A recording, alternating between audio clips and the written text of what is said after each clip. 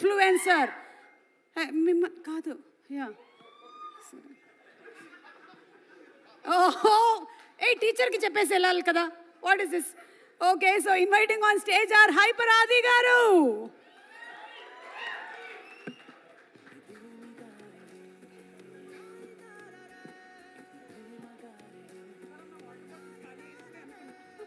అంటే అసలు వాళ్ళు ఆకలేసి అరిచారో నా కోసం అరిచారో కూడా అర్థం కాని సిచ్యువేషన్లో ఉన్నాను.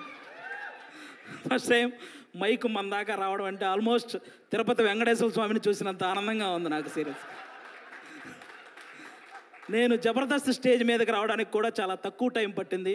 కానీ ఈరోజు ఈ స్టేజ్ మీదకి రావడానికి నిజంగా చాలా ఎక్కువ టైం పట్టింది. ఒక టైంలో ఇలా అందరూ మాట్లాడుకుంటూ పోతే ఆగస్టు 9th వచ్చేస్తుందేమో అని సందేహం కూడా వచ్చింది. చిన్న సందేహం కూడా వచ్చింది నాకు నిజంగా. అసలు బేసిక్గా ఈ ఈవెంట్కి నేను ఇంకా కొంచెం ముందే రావాలి. దారిలోనే ఈ ఈవెంట్ చూసుకుంటూ వస్తున్నా. ఈలోపు వాడెవడో సుమగారికి లవ్ యూ చెప్పాడు. మాదాపూర్ వెళ్ళాల్సిన వాడిని అటు మణికొండ వెళ్ళి తిరిగి మళ్ళీ రివర్స్ అయ్యి వచ్చారు.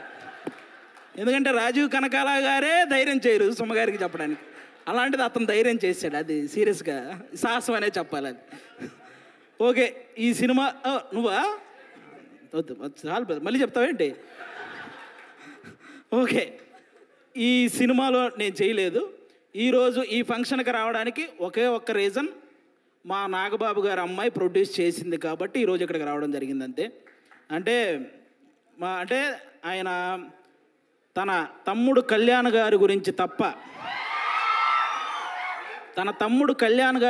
తప్ప తన గురించి ఏమాత్రం ఆలోచించుకోకుండా నిస్వార్థంగా పనిచేసి తన తమ్ముడు సక్సెస్లో ఆయన కూడా భాగమైన మా నాగబాబు గారు అమ్మాయి ప్రొడ్యూసర్గా చేశారు కాబట్టే ఈరోజు ఇక్కడికి రావడం జరిగింది.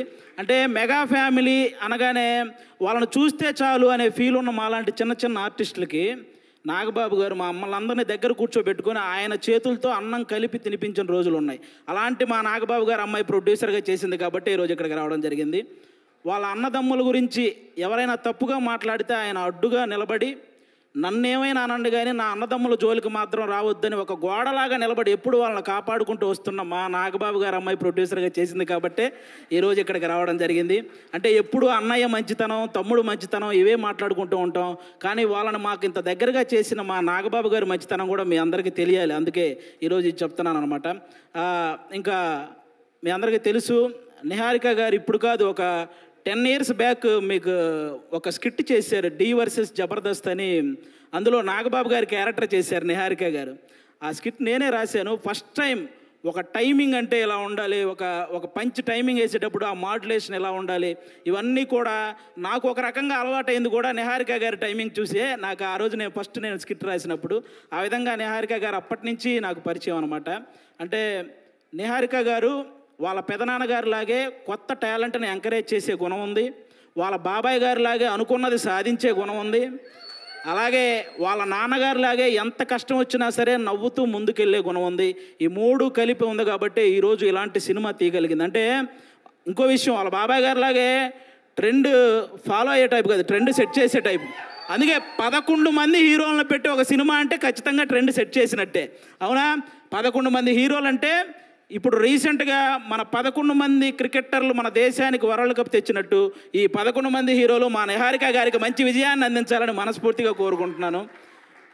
మనకు 11 అంటే చాలా గుర్తొస్తాయి, కానీ ఈ సినిమా తర్వాత 11 అంటే ఈ 11 మందే గుర్తొస్తారు. అదైతే నేను నమ్ముతున్నాను. కాబట్టి అంటే ప్రతి ఊర్లో ఒక కమిటీ ఉంటుంది.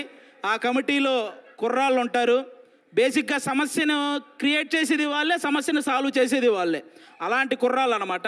అలా ప్రతి ఊర్లో ఉంటారు కాబట్టి ఈ కమిటీ కుర్రాళ్ళంతా మీరంతా ఒక్కసారి మీ ఊరోళ్ళందరికీ కూడా ఈ కమిటీ కుర్రాళ్ళు సినిమా చూపించాలని మనస్ఫూర్తిగా కోరుకుంటున్నాను. ఎందుకంటే ట్రైలర్ చూస్తే అర్థమవుతుంది. మీరందరూ ఈ సినిమా చూసినప్పుడు మేము కూడా ఇలా చేసేవాళ్ళం కదా అని గుర్తు చేసే క్యారెక్టర్లు ఉన్నాయి. మేము ఇలా ఎందుకు చేసాం అని ఆలోచింపజేసే క్యారెక్టర్లు ఉన్నాయి. ఇక నుంచి ఇలా చేద్దాం అని అనుసరించే క్యారెక్టర్లు కూడా ఉన్నాయి అనిపిస్తుంది ఈ సినిమాలో. కాబట్టి మీరందరూ కూడా ఈ కమిటీ కుర్రాళ్ళ సినిమా, మీ ఊర్లో ఉన్న కమిటీ కుర్రాళ్ళందరూ ప్రతి ఊరు వాళ్ళని తీసుకెళ్ళి ఈ సినిమా చూడాలని మనస్ఫూర్తిగా కోరుకుంటున్నాను. అలాగే ఈరోజు ఇక్కడికి ఈ సినిమాని ఆశీర్వదించడానికి వచ్చిన మన ముగ్గురు గెస్ట్ల హీరోలు.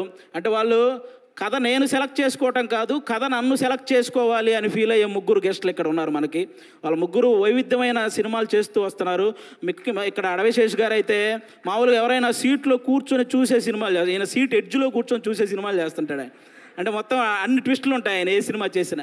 ఆయన ఇండస్ట్రీకి వచ్చినప్పుడు కొత్తలో ఆయన నేర్చుకుంది ఏంటంటే నా బాడీ లాంగ్వేజ్ ఎలాంటి సినిమాలు చేయకూడదో తెలుసుకున్నాడు ఫస్ట్ ఆయన. ఆ తర్వాత ఆయన చేసిన సినిమాలన్నీ ఎలాంటి ట్రెండ్ సృష్టించాయో మీ అందరికీ తెలుసు. అక్షానం కానీ, గూఢాచారి, ఎవరు, మేజర్, ఇలా చెప్పుకుంటూ పోతే అన్ని అంటే ఆయన సినిమాలకు ఒక సపరేట్ ఫ్యాన్ బేస్ ఉంది. ఇంకా మా సాయి ధర్మ తేజ్ గారు మామూలుగా ఎవరైనా పేరులో ఇంటి పేరు పెట్టుకుంటారు, కొంతమంది క్యాస్ట్ పేరు పెట్టుకుంటారు, కొంతమంది నాన్నగారి పేరు పెట్టుకుంటారు. కానీ ఫస్ట్ టైం పేరులో అమ్మగారి పేరు పెట్టుకొని ప్రతి ఒక్కరూ వాళ్ళ అమ్మని అంతలా గౌరవించాలి అని మనందరికీ ఒక సంకేతాన్ని ఇచ్చినటువంటి హీరో మన సాయి ధర్మ తేజ్ గారు. అంతేకాదు రీసెంట్గా ఒక ఓల్డ్ ఆర్టిస్ట్ మన పావలా శ్యామల గారు ఇబ్బందులో ఉంటే ఆవిడకి 5 లక్షల సహాయం చేశారు మన సాయి ధర్మ తేజ్ గారు. అంటే సంపాదించే శక్తి దేవుడు అందరికీ ఇస్తాడు, కానీ సహాయం చేసే మనసు కొంతమందికే ఇస్తాడు. అందులో మన సాయి ధర్మ తేజ్ గారు కూడా ఉండడం నిజంగా మనందరి అదృష్టం. అంతేకాకుండా రీసెంట్గానే అంటే తండ్రికి కూతురికి కూడా తప్పుడు సంకేతాలు చూపిస్తూ చేసిన ఒక వీడియో మీద మొట్టమొదటి స్పందించిన హీరో మన సాయి ధర్మ తేజ్. ఈరోజు సోషల్ మీడియాలో ఈ అమ్మల్ని తిట్టేవాళ్ళు, అక్కల్ని తిట్టేవాళ్ళు తగ్గుతూ వస్తున్నారంటే దానికి రీజన్ మన సాయి ధర్మ తేజ్ గారు తీసుకున్న ఆ రోజు డెసిషన్ అనమాట. అలా ఆ సాయి ధర్మ తేజ్ గారు కానీ ఇంకా మా వరుణ్ తేజ్ గారు, మా నాగబాబు గారు అబ్బాయి. అంటే నేను తొలి ప్రేమ సినిమా ఫస్ట్ నాకు తొలి ప్రేమ సినిమా ద్వారానే సినిమాల్లో ఒక సక్సెస్ వచ్చింది. అది తీసిన డైరెక్టర్ కూడా ఇక్కడే ఉన్నారు, వెంకీ అట్లూరి గారు. అంటే ఆయన కూడా మెగా ఫ్యామిలీ నుంచి వచ్చిన ఒక హీరో అన్న గర్వం ఎక్కడా ఉండదు మా వరుణ్ తేజ్ గారికి. చిరంజీవి గారి లాగే వైవిధ్యమైన కథలను ఎంచుకుంటూ వెళ్తుంటారు. అంటే అప్పట్లో చిరంజీవి గారు రుద్రవీణ చేశారు, గ్యాంగ్ లీడర్ లాంటి సినిమా చేశారు, అలాగే చంటబ్బాయి లాంటి కామెడీ సినిమా చేశారు, ఆపద్ బాంధవ్ లాంటి ఒక ప్రయోగమైన సినిమా చేశారు. అలాగే మా వరుణ్ తేజ్ గారు కూడా తొలి ప్రేమ లాంటి లవర్ బాయ్ క్యారెక్టర్ చేశారు, ఫిదా లాంటి పక్కింటి అబ్బాయి లాంటి క్యారెక్టర్ చేశారు, అంతరిక్షం లాంటి ప్రయోగం చేశారు, గద్దలకొండ గణేష్ లాంటి మాసు చేశారు, F2 లాంటి ఫన్. అంటే ఒక డైరెక్టర్కి ఛాలెంజ్, నేను ఏదైనా చేయగలను, మీరు ఎలాంటి సబ్జెక్ట్తో వచ్చినా చేయగలను అనే హీరోగా మా వరుణ్ తేజ్ గారు తయారవుతున్నారు. కాబట్టి ఇలాంటి గెస్టులు ఈరోజు మన దగ్గరికి రావటం నిజంగా మీ సినిమాకి, అలాగే ముఖ్యంగా ఇక్కడ ఈరోజు ఎవరైతే కుర్రాళ్ళు ఉన్నారో మొత్తం, నేను బేసిక్గా ఇక్కడ ఎవరో కొత్త కుర్రాళ్ళు అన్నారు, కానీ వాళ్ళు స్టేజ్ మీద మాట్లాడింది, ట్రైలర్లో చేసింది చూస్తే ఈ ముందున్న వాళ్ళందరూ కొత్త కుర్రాళ్ళు అనిపించింది నాకు. అలా మాట్లాడుతున్నారనమాట. కానీ అస్సలు సినిమా ఎక్స్పీరియన్స్ లేని ఈ టాలెంటెడ్ కుర్రాళ్ళకి సినిమా మాత్రమే ఎక్స్పీరియన్స్ ఉన్న సాయి కుమార్ గారితో కలిసి చేయటం మీ అందరి అదృష్టం నిజంగా. కాబట్టి మీ అందరికీ once again all the best. August 9 తర్వాత ఖచ్చితంగా ఈ సినిమాకి సక్సెస్ మీట్ ఉంటుందని నేను మనస్ఫూర్తిగా కోరుకుంటున్నాను. వన్స్ అగైన్ నిహారిక గారికి కూడా ఆల్ ద బెస్ట్ అండి. థ్యాంక్ యూ ఆది గారు. నెక్స్ట్ మీటింగ్కి మైక్ పట్టుకెళ్తున్నారా? అండ్ కొంతమంది మాట్లాడితే ఆపితే బాగుంటుంది అనిపిస్తుంది, కానీ ఈయన మాట్లాడితే మాత్రం చెవులు నిక్కబుడుచుకొని మరీ వింటూ ఉంటాము. సో ఆది గారు, thank you so much. Time 10:30 అవుతున్నా సరే you just lifted our spirits. Thank you very much. నేను ఇందాకటి నుంచి టైం 9:30 అయ్యింది అని నేను నా ప్రోగ్రామ్ షీట్లో చూసుకుంటూ ఉన్నాను ఆన్ ద ఫోన్. మర్చిపోయాను చూసుకుంటే, అది నా స్క్రీన్ షాట్. టైం ఆగిపోయింది అక్కడ.